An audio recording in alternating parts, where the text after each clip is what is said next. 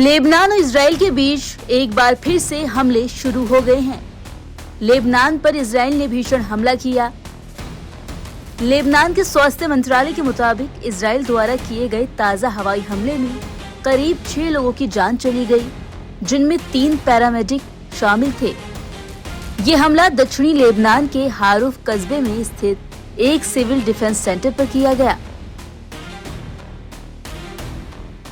इस हमले में एक अन्य पैरामेडिक गंभीर रूप से घायल भी बताया जा रहा है।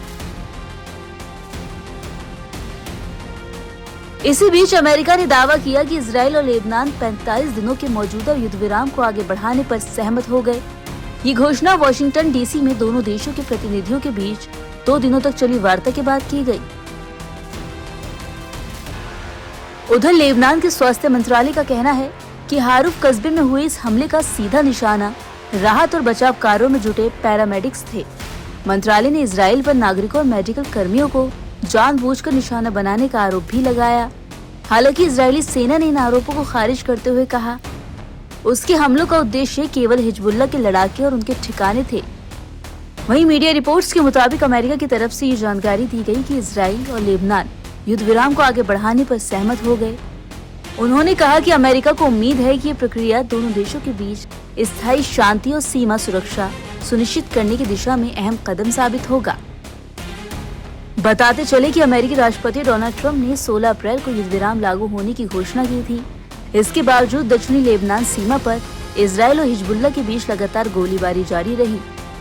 वहीं बुधवार को लेबनान के स्वास्थ्य मंत्रालय ने दावा किया कि इजरायली हवाई हमलों में 8 बच्चों समेत 22 लोगों की मौत हुई थी।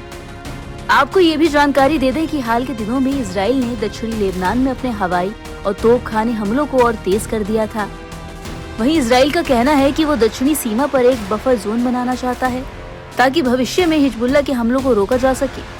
वहीं दूसरी ओर हिजबुल्लाह ने भी उत्तरी इजराइल और सीमा क्षेत्रों में रॉकेट और ड्रोन हमले किए। दोनों पक्षों के बीच लगभग रोजाना संघर्ष की घटनाएं सामने आ रही थी। अब कुछ विशेषज्ञों का मानना है कि इजराइल हिजबुल्लाह संघर्ष अगर इसी तरह बढ़ता रहा तो पूरा मध्य पूर्व एक बड़े क्षेत्रीय युद्ध की ओर बढ़ सकता है। अमेरिका की मध्यस्थता से युद्ध विराम को आगे बढ़ाने की कोशिशें फिलहाल राहत देती दिखी, लेकिन जमीनी हालात अभी बेहद तनावपूर्ण बने हुए हैं।